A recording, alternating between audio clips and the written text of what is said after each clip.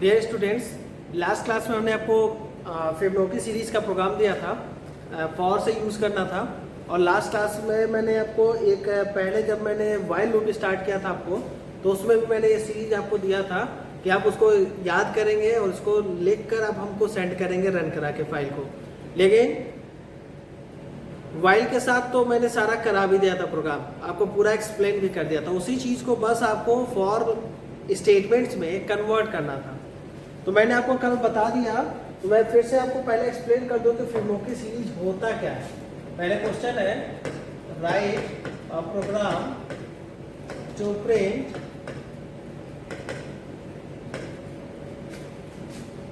Fibonacci series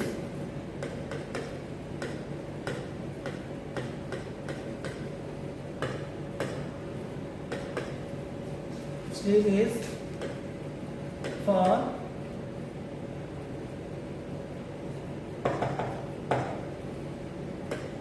series of n terms।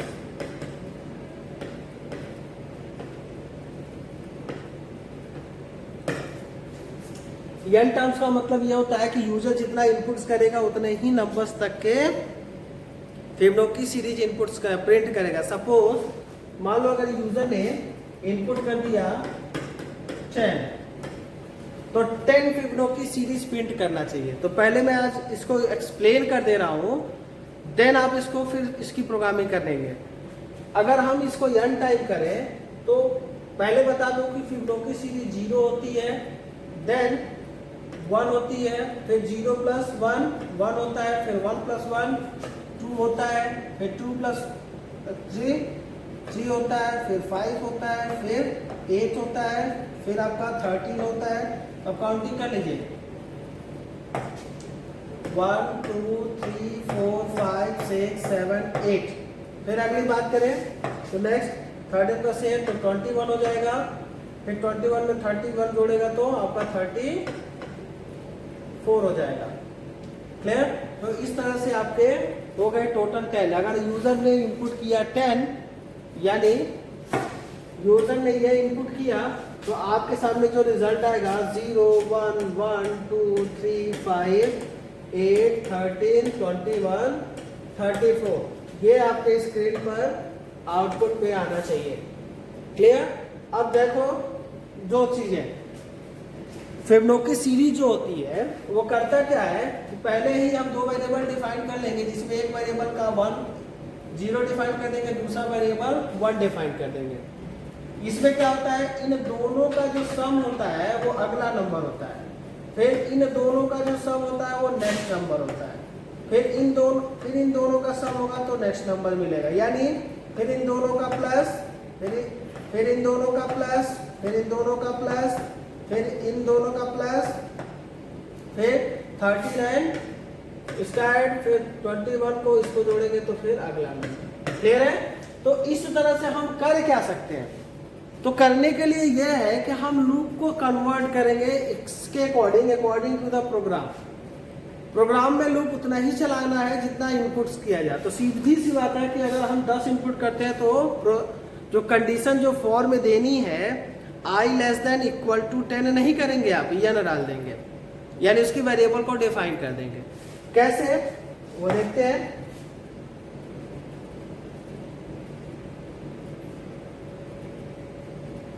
अगर हम इसका प्रोग्राम स्टार्ट करते हैं तो देखो सबसे पहले मेन से स्टार्ट करेंगे, हेडर फाइल आप रेडी कर लेंगे। तो यहां पर सबसे पहले 8 a equal to 0 b equal to 1, ठीक, और एक मान लेंगे, या तो c मान लीजिए या तो सम मान लीजिए, यस मान लीजिए, यस इक्वल टू केवल यस मान लीजिए, क्योंकि वैल्यू को हमको ट्रांसफर करना है। या तो सी मान लीजिए खाली कंटेनर, ठीक। फिर दूसरा वेरिएबल डिफाइन कर दें, एक n हो जाएगा जो इनपुटेड नंबर होगा, दूसरा एक i के लिए लूप चला देंगे, ठीक। इसके बाद clr जब हमने क्यों इतना 5 वेरिएबल्स क्यों डिफाइन कर रहे हैं, एक चीज ध्यान रखना, 5 वेरिएबल डिफाइन करने का सीधा सा मतलब है हमें जो पहले 0 और 1 आ रहे हैं उसको लाना है पहले ही, तो हमने 0 और 1 को पहले डिफाइन कर दिया, a equal to 0, b equal to 1। C एक खाली कंटेनर है, कंटेनर का काम करेगा। इंट में n और i, n for the inputted number and i for the looping statement, loop for looping variables. फिर क्या करेंगे, यहाँ पर एक इनपुट्स करेंगे और लिखेंगे printf, एक मैसेज यूजर मैसेज डिस्प्ले करा देंगे, enter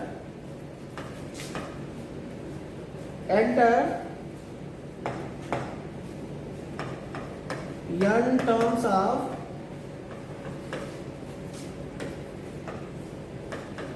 Fibonacci series. n terms क्यों? क्योंकि जब भी यूजर इनपुट करेगा वो n में वेरिएबल को होल्ड कराएगा। क्लियर है? देन स्कैन ऑफ %d %, अब यहाँ पे अगर आपने n स्मॉल में माना है तो n लिखेंगे, अगर आपने कैपिटल में लिखा होता तो कैपिटल लिखते हैं यहाँ पे, ये ध्यान रखिएगा। ठीक, अब क्या किया हमने, अब इस चीज को, इसके बाद क्या करेंगे, एक मैसेज डिस्प्ले करा देंगे फिबोनाची सीरीज का, क्योंकि इनको तो अब पहले ही प्रिंट करा लेंगे, तो पहले तो प्रिंट करा नहीं सकते हैं, तो सिंपल सी बात क्या करेंगे, इसको एक लूप चला देंगे, फिर प्रिंटफ का मैसेज प्रिंट करा देंगे, प्रिंटफ और ब्रैकेट में लिख देंगे फिबोनाची सीरीज, और यहाँ पे डबल कॉलर लगा दीजिएगा, डबल इनवर्टेड कामा देन। ये केवल एक मैसेज डिस्प्ले कराना है ताकि बाद में आपका आउटपुट वही आए। ठीक, इसके बाद क्या करेंगे, सबसे पहले आपको क्या करना होगा, एक फिर से मैसेज को प्रिंट कराने के बाद अब उसकी वैल्यू को प्रिंट करानी है। किसकी वैल्यू को प्रिंट कराएंगे, जो हमने लूप चलाया है, मतलब जो हमने ए और बी ऊपर डिफाइन किया, printf %d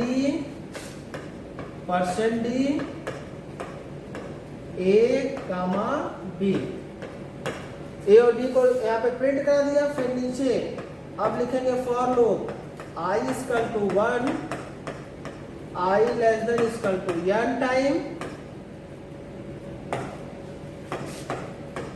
i plus plus,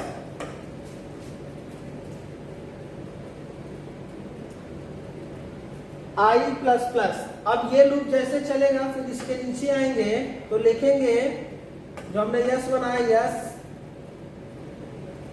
पहले वैल्यू को हम इंटरचेंज करेंगे। क्या करेंगे,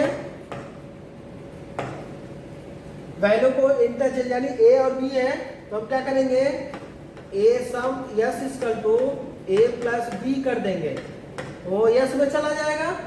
ठीक, और जैसे यस में आएगा फिर नीचे क्या करेंगे, ए इक्वल टू बी, यानी ए का मान बी में चला जाएगा, B equal to A, value interchange हो गई। इस तरह से आपका सम भी हो गया। फिर नीचे लास्ट में आएंगे printf %d कामा, यहाँ पे /t लगा सकते हैं, /t यस,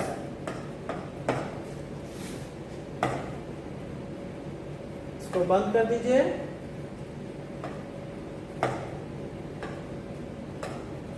गेट ch,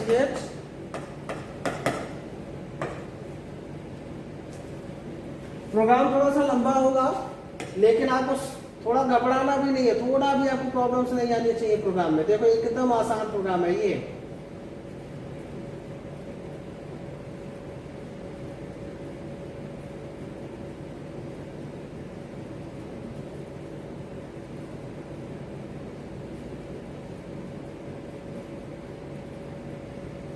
देखो सबसे पहले ऊपर से देखते हैं, सबसे पहले हमने वेरिएबल को डिफाइन करना है। Variable according to the loop होना चाहिए। लूप प्रोग्रामिंग में मैंने आपको ऊपर ही सबसे पहले मैंने आपको समझाया है, देख लो कि फिबोनाची सीरीज यही है। तो अगर सपोज दैट मान लो हमने ए अगर 0 और बी का मान अगर 1 नहीं दिया होता तो ये नंबर्स प्रिंट नहीं होंगे पहले। फिर उसके बाद से हमने फिबोनाची सीरीज लिखा हुआ है तो प्रिंट करके आएगा फिबोनाची सीरीज, फिर उसके आगे ऐसे कॉलम लगा होगा, फिर 0 1 लिख देगा। देन नीचे हमने क्या किया है, S equal to a plus B किया हुआ है, तो इसका मतलब है कि 0 प्लस 1 ऐड होगा, तो यस की वैल्यू जो अगली वैल्यू हो जाएगी वो 1 हो जाएगी, यानी थर्ड वाली वैल्यू। क्लियर है? थर्ड वाली वैल्यू जैसे ही आपका बड़ी होगी, आपको थोड़ा सा अगर समझने में दिक्कत है तो यहाँ पे मैं दिखा दे रहा हूँ आपको, ये देखो, ठीक। फिर उसके बाद से थर्ड वेरिएबल्स का क्या करेंगे, नेक्स्ट फिर आपकी वैल्यू इंटरचेंज होगी, आई प्लस प्लस हो जाएगा, आई की वैल्यू बढ़ेगी, फिर नीचे आएगा तो नीचे आपका टर्म्स एंड कंडीशन जो भी रहा होगा, ठीक, उस पे आपको चलना है।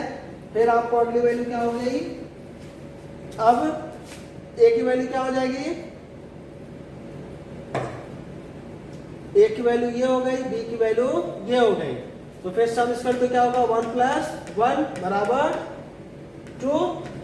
फिर इंटरचेंज हुआ है, ए बराबर बी हो गया, बी बराबर ए हो गया, फिर वैल्यू इंटरचेंज हो गई, यानी अब यह वैल्यू क्या हो गई, ये वैल्यू ए हो गई, ये वैल्यू बी हो गई। इस तरह से वैल्यू इंटरचेंज होती रहेगी और आपका प्रोग्राम आपका कंटिन्यूअसली चलता रहेगा। ये प्रोग्राम कुछ ऐसा ही है।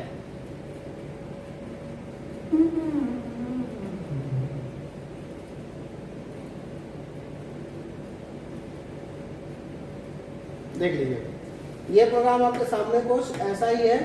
तो जब भी इसका जब आउटपुट आप लिखेंगे,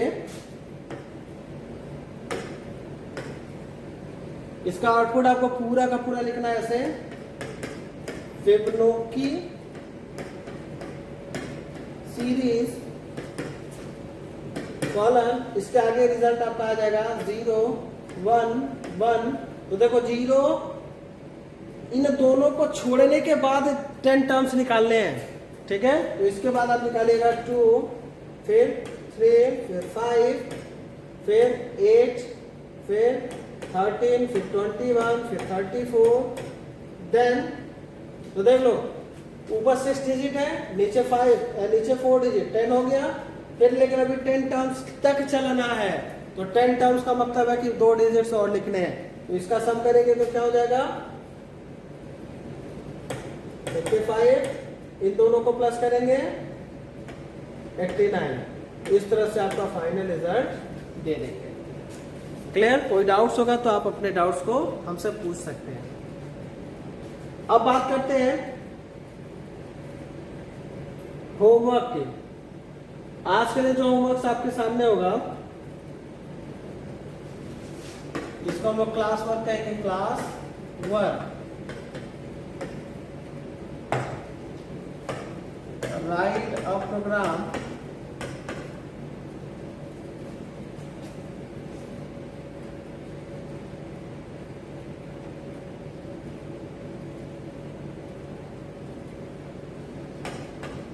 to bring yes is equal to 1/1 plus 1/2 plus 1/3 plus 1/4 dot dot dot 1/n।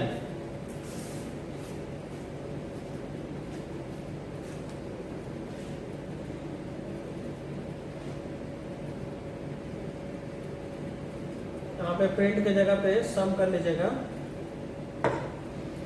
To find S is equal to that using for loop. ये आपके सामने है, इसको करने का मैं हिंट आपको बता दे रहा हूँ। सबसे पहले आपको करना कुछ नहीं है, इसमें सम की जो भी वैल्यू है आपको यस 0 डिफाइन कर देना है, ठीक। इसके बाद सम जो है वो फ्लोट में डिफाइन करेंगे, इंटीजर में नहीं डिफाइन करेंगे। एक वेरिएबल सम हो गया, दूसरा वेरिएबल आपका नीचे दिख रहा है, ये लूपिंग वेरिएबल्स हो जाएगा। यन है तो यन का मतलब है कि यूजर इनपुट जो करेगा वो फिर यूजर के अकॉर्डिंग, जैसे फिबोनाची में लूप चला है उसी तरह से इसको लूप चलाना है। Sum equal to sum plus i वाला जो प्रोग्राम मैंने सम का बताया था वो इसी टाइप का प्रोग्राम है, बट ये फ्रैक्शनल में है। करने की कोशिश करिएगा, नहीं आएगा तो फिर नेक्स्ट क्लास में इसको एक्सप्लेन करेंगे। Good day, have a nice day.